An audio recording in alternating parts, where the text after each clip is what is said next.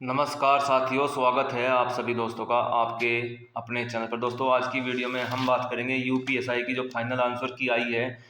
Final answer की आने के बाद आपका स्कोर घट रहा है या बढ़ रहा है, इसके बारे में बात करेंगे। और जो सबसे इम्पोर्टेंट पॉइंट है नॉर्मलाइजेशन का, जिसके लिए सभी परेशान हैं, किस शिफ्ट में ज़्यादा मिलेगा या किस शिफ्ट में कम मिलेगा, इसके बारे में हम बात करेंगे। देखिए, सबसे पहले आपको ये बता दूँ, जो आपकी फाइनल आंसर की है वो 14 मई तक ही आपके लिए अवेलेबल रहेगी, यानी कि 14 मई से पहले पहले आपने उनको डाउनलोड करके सेव कर देना है।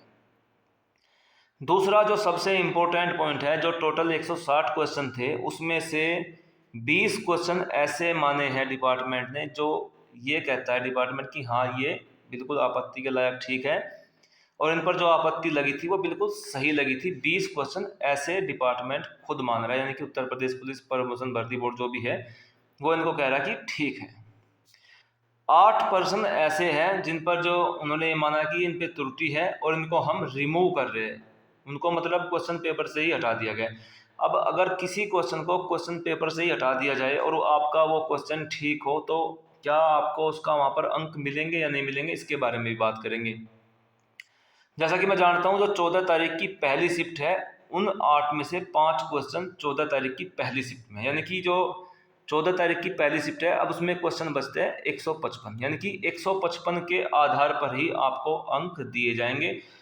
भले ही वो 5 क्वेश्चन आपके ठीक हो, भले ही वो 5 क्वेश्चन आपके ठीक हो। यहाँ पर जो 14 तारीख की पहली शिफ्ट है, ज़्यादा क्वेश्चन गलत होने से शिफ्ट को नुकसान पड़ रहा है। इनके मान लीजिए अगर किसी कैंडिडेट के टोटल 110 क्वेश्चन अटेंड किए थे उसने, और 5 क्वेश्चन भी उसके रिमूव कर दिए गए, टोटल 110 क्वेश्चन उसके सही बन रहे थे। अब उसके जो क्वेश्चन बनेंगे सही, वो 105 बनेंगे।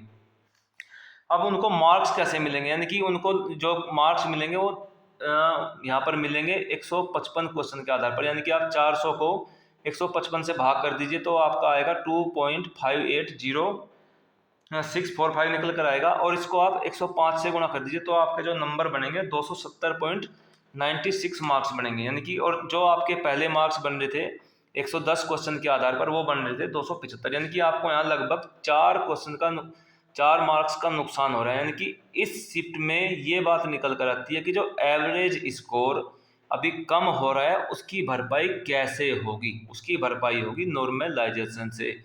यानी कि अगर शिफ्ट में ज़्यादा क्वेश्चन गलत है तो इसको हम ये मान सकते हैं, जो त्रुटिकरण, जो डिपार्टमेंट ने त्रुटि की है क्वेश्चन पेपर में, उस वजह से त्रुटि के कारण इसको हार्ड माना जाएगा। और यहाँ पर जो बाकी शिफ्ट है, 14 तारीख की दूसरी, 15 तारीख की पहली और 15 तारीख की दूसरी, तो उनके देखते हुए इस शिफ्ट में सबसे ज़्यादा नॉर्मलाइजेशन मिलने की पॉसिबिलिटी है, क्योंकि 8 में से 5 क्वेश्चन इस शिफ्ट में गलत है, बाकी 3 क्वेश्चन दूसरी शिफ्ट से हैं। यानी कि आप समझ गए होंगे। अब आपने आपका जो स्कोर है उसको कैसे निकालना है, आप खुद भी उसको निकाल कर देख सकते हैं। दूसरी बात है, मान लीजिए किसी क्वेश्चन का आपका आंसर बी था और अब उसको कहा जा रहा है कि उसका आंसर सी भी है, यानी कि उत्तर प्रदेश पुलिस भर्ती बोर्ड ये कहता है कि पहले किसी क्वेश्चन का आंसर बी था, अब उसका आंसर सी भी है, यानी कि एक क्वेश्चन के एक से ज़्यादा आंसर, जिनके दोनों आंसर है, यानी कि आपने बी लगाया था और डिपार्टमेंट सी बोला है, तो आपको मार्क्स मिलेंगे। मगर जिन दोस्तों ने बी और सी ना लगाकर ए या डी भरा होगा, उनको उस क्वेश्चन के मार्क्स नहीं मिलेंगे, यानी कि आपके मार्क्स नहीं मिलेंगे, जो आपको मार्क्स मिल रहे हैं वो नहीं मिलेंगे। अब तीसरी जो बात है, कुछ क्वेश्चन ऐसे भी है, मान लीजिए कि जैसे कि एक नॉर्मल क्वेश्चन था कि सिविल सेवा जो होती है उसके कितने भाग होते हैं। उसके पहले जो डिपार्टमेंट ने आंसर की जारी करी थी, उसमें इन्होंने खुद बताया था कि सिविल सेवा परीक्षा 3 चरणों में होती है, 3 चरणों में पूरी होती है।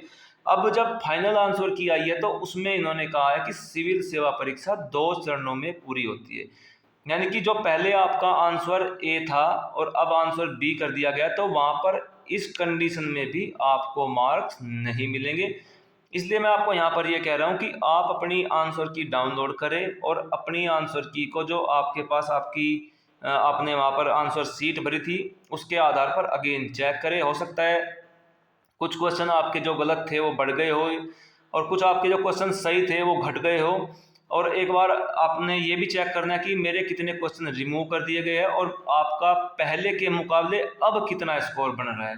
पहले के मुकाबले अब कितना स्कोर बना है। और आपसे रिक्वेस्ट है भाई, चैनल को सब्सक्राइब करें, मुझे सपोर्ट करें, जितना भी हो सकता है वीडियो को अपने दोस्तों के साथ शेयर करें। और अगर आपकी अब भी कोई क्वेरी है तो आप मुझे कमेंट कर सकते हैं। मुझे जब भी समय मिलेगा मैं कोशिश करूंगा आपके कमेंट का रिप्लाई देने की, और जो भी आपकी मदद हो सकती है आपकी हर संभव मदद की जाएगी।